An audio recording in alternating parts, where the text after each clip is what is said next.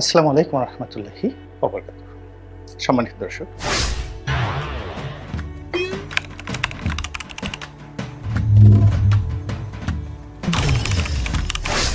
ভারত এবং বাংলাদেশের মধ্যে যে সীমাহীন উত্তেজনা, এটি পুরো বাংলাদেশের মানুষকে অস্থির করে তুলেছে। যারা পলিটিক্যালি কনসিয়াস তারা অনেকেই ভীত সন্ত্রস্ত হয়ে পড়েছে। আর যারা পলিটিক্যালি কনসিয়াস নন, তাদের মধ্যে দুটো শ্রেণী। একটা শ্রেণী হলো ভীষণ রকম আতঙ্কগ্রস্ত হয়ে পড়েছে যে ভারত যদি সত্যিকার অর্থে দখল করে নেয়, তারা তো ইতিপূর্বে হায়দ্রাবাদকে দখল করেছে, তারা কাশ্মীরকে দখল করেছে, এরপর সিকিমকে দখল করেছে। তো সেক্ষেত্রে বাংলাদেশের মতো একটা ছোট রাষ্ট্রকে যদি দখল করে, তাহলে আমার ব্যবসা বাণিজ্য জায়গা জমি থেকে শুরু করে আর সব কিছু মিলে আমি তো একটা পরাধীন নাগরিক হয়ে যাব। এবং এই পরাধীন নাগরিক হলে আমরা কি রোহিঙ্গাদের মতো হব, নাকি প্যালেস্টাইনের অসহায় মুসলিমদের মতো হব, নাকি কুর্দি জনগোষ্ঠী, ইরাকের যে কুর্দি জনগোষ্ঠী তাদের মতো হব, নাকি সিরিয়া সীমান্তে যে ইয়াজিদি সম্প্রদায় বসবাস করে তাদের মতো হব, বা পাকিস্তানের বেশ কয়েকটি জাতিগোষ্ঠী রয়েছে যারা দীর্ঘদিন ধরে, যেমন বেলুচিস্তান স্বাধীন, বেলুচিস্তান এবং বালুচ যে সম্প্রদায়, তারা স্বাধীনতার জন্য সংগ্রাম করছে, কিন্তু স্বাধীন পাকিস্তানের থেকেও তারা পরাধীন। এরকম ভারতে অনেক, একজন দুজন নয়, শত শত জাতিগোষ্ঠী রয়েছে যারা স্বাধীন দেশে পরাধীন হিসেবে বসবাস করেন। তো আমাদের অবস্থা কি ওইরকম হবে কিনা, এটা নিয়ে কিন্তু একটা বিশাল শ্রেণীর মানুষ চিন্তায় রয়েছে। আর নির্বোধ এবং অপদার্থ একটা বিশাল শ্রেণী আছে, যাদেরকে নিয়ে সুমন, কবির সুমন, কলকাতার যে গায়ক, এটা গান গেয়েছেন যে এক নির্বোধ পতাকা মারিয়েছে। আপনার যে ভারতের পতাকা আমাদের দেশে যে মারানো হয়েছে, এদেরকে কবির সুমন বলছে নির্বোধ। আর এই পতাকা মারানো নিয়ে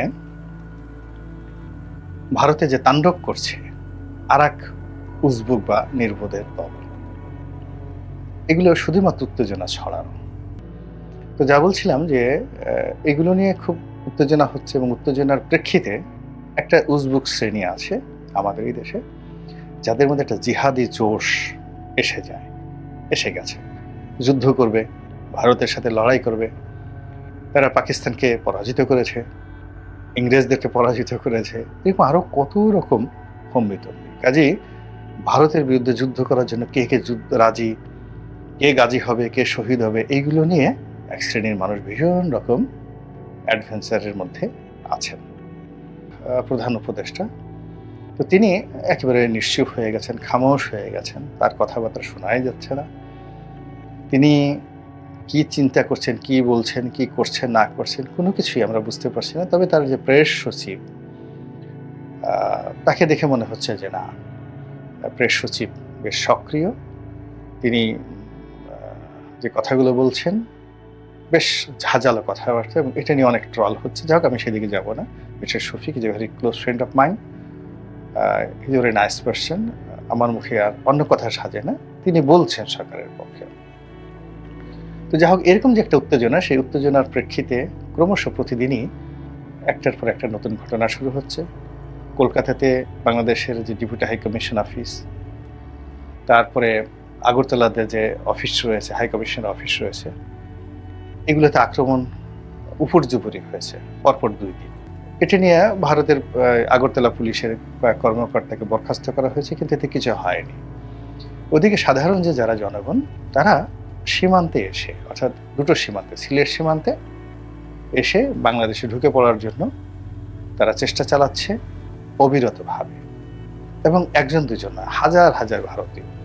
এবং এটা নিয়ে সীমান্তে রীতিমতো আতঙ্ক ছড়িয়ে পড়েছে। কারণ হলো, বর্ডার লাইনে যারা বসবাস করেন, আপনারা যারা গিয়েছেন দেখেন, যারা বেশিরভাগই গরিব লোক। কিছু একটা দুটো পরিবার আছে যারা প্রভাবশালী, আর বেশিরভাগই গরিব মানুষ যারা ওই সীমান্ত বাণিজ্যের সঙ্গে জড়িত।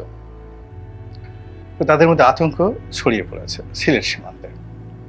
আর আজকের দিনে যেটা হলো, সেটা হলো পশ্চিমবঙ্গে বিজেপির যিনি বিধায়ক, এবং ওখানে বিরোধী দলীয় নেতা, পশ্চিমবঙ্গের যে বিধানসভা রয়েছে, রাজ্যসভা রয়েছে, তো রাজ্যসভা বিধানসভা আলাদা, এটা পরে আসবো, জাস্ট কথায় চলে আসলো। সেটা হলো যে মানে এখানে মমতা ব্যানার্জি মুখ্যমন্ত্রী এবং তার যে পার্লামেন্ট, সেই পার্লামেন্টের যে যাকে বলা হয় বিরোধী দলীয় নেতা মিস্টার শুভেন্দু ব্যানার্জি, খুবই উগ্রবাদী। তো তিনি বাংলাদেশ নিয়ে অকথ্য ভাষায় গালাগাল করছেন এবং ডক্টর মোহাম্মদ ইউনূসকে তুই তুকারি করে যা মুখে সেটাই তিনি বলে যাচ্ছেন। এবং তিনি বহু সংখ্যক লোক নিয়ে বেনাপোলের অপোজিটে যে পেট্রাপোল, ভারতের যে বন্দর, সেখানে এসে কয়েক দফা হুমকি ধামকি গালাগাল করে এভাবে বলেছেন যে বাংলাদেশকে ছাড় দেওয়া হবে না এবং তারা বাংলাদেশে ঢুকবে, যেহেতু তাদের টার্গেট হলো ওই অঞ্চল, খুলনা অঞ্চল, যশোর অঞ্চল দীর্ঘদিন তাদের ছিল এবং ভারত ভাগের সময় যে প্ল্যান ছিল সেই প্ল্যানটি ওই অংশটি তাদের ছিল এবং আমাদের আসলে পাওয়ার কথা ছিল সেই আরো ভালো এলাকা মুর্শিদাবাদ, আবার সিলেটের যে অংশটি করিমগঞ্জ, এটা আমাদের পাওনার কথা ছিল, আর দিনাজপুরের যে অংশটি চিকেন নেক, ওটা ওদের দেওয়ার কথা ছিল। এবং যেভাবে করা হয়েছিল ওইভাবে হলে আজ বাংলাদেশ অনেক শক্তিশালী থাকতো। আমরা যদি করিমগঞ্জ পেতাম আর এদিকে যদি পশ্চিমবঙ্গের মুর্শিদাবাদ জেলা আমরা পেতাম, বিনিময়ে যদি আমরা এই খুলনাকে তাদেরকে দিয়ে দিতাম, এটা আমাদের জন্য অনেক অনেক ভালো হতো। এখন তারা আমাদেরকে সেই মুর্শিদাবাদও দেবে না, করিমগঞ্জ দেবে না, কিন্তু আমাদের ওই যে ওই সময়টা যে বক্তব্য হয়েছিল, দিনাজপুর তাদের পাওয়ার কথা ছিল, খুলনা অঞ্চল, যশোর অঞ্চল তাদের পাওয়ার কথা ছিল, এটা এখন তারা নিয়ে নেবে। আর চট্টগ্রাম নিয়ে যে চক্রান্ত, এগুলো তো প্রকাশ্যে কথাবার্তা হচ্ছে। এখন এগুলো নিয়ে ভারতের মিডিয়া থেকে শুরু করে সবাই যেটা বলছে যে বাংলাদেশ সাথে যুদ্ধ করা তো প্রশ্নই আসে না, বাংলাদেশকে একটা টিপ দিতে হবে, তাদের গলা টিপও দিতে হবে না, একটা টুক্কা দিতে হবে, তাহলে বাংলাদেশ তছনছ হয়ে যাবে।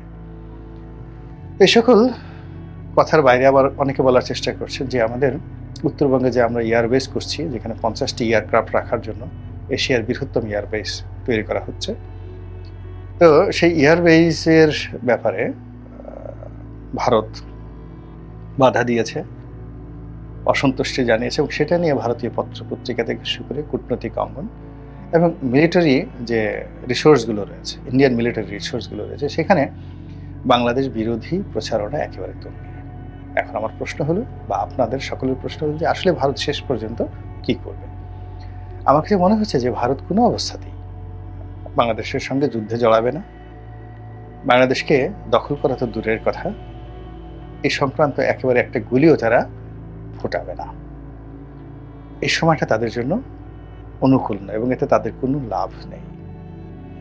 দ্বিতীয়ত, বাংলাদেশের এই যে 18 কোটি মানুষ এবং এই 18 কোটি মানুষের সঙ্গে আবার প্রায় 20 লাখের মতো রোহিঙ্গা, তো এই যে বাংলাদেশ যদি তারা দখল করে নেয়, এটা তাদের জন্য যে একটা বিরাট লায়াবিলিটিজ হবে, ঐতিহাসিক লায়াবিলিটিজ হবে। এর কারণ হলো এই অংশটি যখন একত্র থেকেছে, অর্থাৎ দুই বাংলা যখন একত্র থেকেছে, এটা ব্রিটিশ সরকারের জন্য, মুঘল শাসকদের জন্য, মুঘলদের আগে সুলতানি আমলের শাসকদের জন্য, সুলতানদের আগে যারা হিন্দু রাজা ছিলেন, চালুক্য বংশ, চৌল বংশ, রাজেন্দ্র, বহু বছর, শত শত বছর তারা চালিয়েছে। কুষাণ রাজ কনিষ্ক, মানে চীনের একজন রাজা ছিলেন কনিষ্ক, দিল্লির সিংহাসনে বসছেন, মানে পুরো জমানাটাতেই এই বাংলা তাদের জন্য দারুল হাবিয়া ছিল, অর্থাৎ পশ্চিমবঙ্গ এবং বাংলাদেশ এই দুটো এক। এবং এ দুটো যখন এক হয়েছে, সঙ্গে সঙ্গে উড়িষ্যা, তারপর ত্রিপুরা এবং বিহার এখানে চলে এসেছে। এবং এই যে বাংলা, বিহার, উড়িষ্যা, ত্রিপুরা এবং আসাম, এগুলো একত্র থাকার যে ইতিহাস, এগুলো হাজার হাজার বছরের ইতিহাস।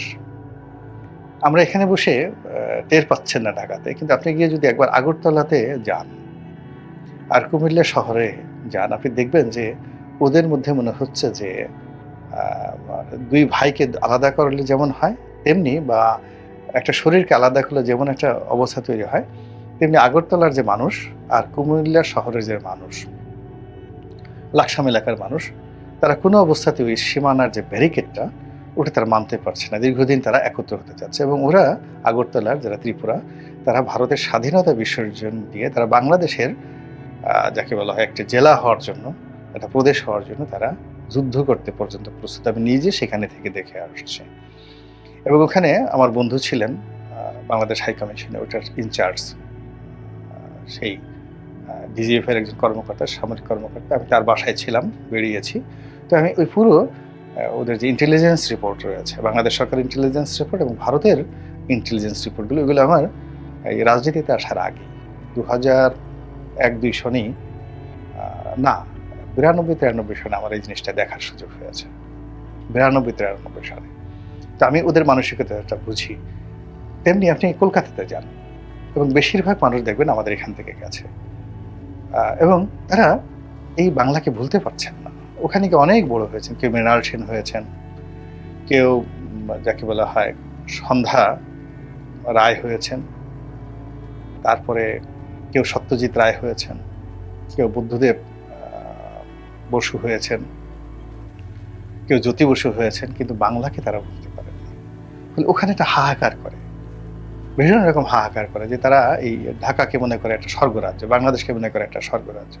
এটা দিল্লি বুঝার কারণে কি হলো, দিল্লি সবসময় পশ্চিমবঙ্গের উপর একটা চাপে রাখে, শুকিয়ে রাখে পশ্চিমবঙ্গকে, আগরতলাকে শুকিয়ে রাখে, আসামকে শুকিয়ে রাখে, তারপর দার্জিলিংকে শুকিয়ে রাখে, শিলিগুড়িকে সবসময় দুর্ভিক্ষ কবলিত রেখে দেয়, কেন এরা একটু ভালো হলে তারা এই বাংলাদেশের সঙ্গে চলে আসবে।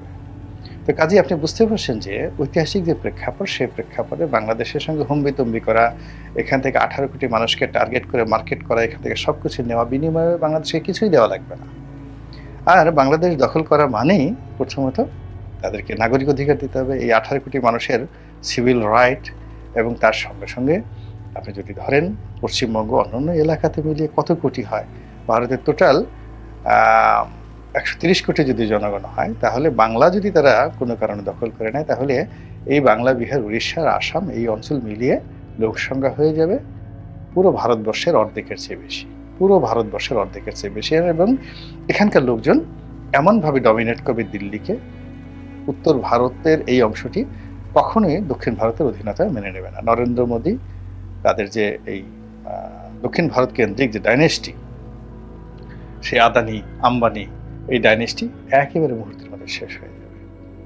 তো কাজেই আমার কাছে, আমি এটা আবেগের বিষয় নয়, আমি যতটুকু ইতিহাস জানি সেই ইতিহাসের ধারাবাহিকতা আমার কাছে যেটা মনে হচ্ছে, ভারত হুম্বি করবে, তম্বি করবে, এখানে পুতুল সরকার বসানোর চেষ্টা করবে, অথবা এখানে যারা আছে তাদের কাছে, মানে তাদেরকে ভয় দেখিয়ে তাদের নিকট থেকে সর্বোচ্চ সুযোগ সুবিধা আদায় করার সর্বোচ্চ চেষ্টা করবে। That's all, not more than that. কাজেই উত্তেজিত হওয়া যাবে না, ওদের ফাঁদে পা দেওয়া যাবে না, আমাদের শক্তিমত্তা নিয়েও অহংকার করা যাবে না। আমরা যা তা নিয়ে আমাদেরকে ব্যস্ত থাকতে হবে। আল্লাহ আমাদের সবাইকে হেদায়েত দান করুন এবং হেফাজত করুন। আসসালামু আলাইকুম ওয়া রাহমাতুল্লাহি ওয়া বারাকাতুহু।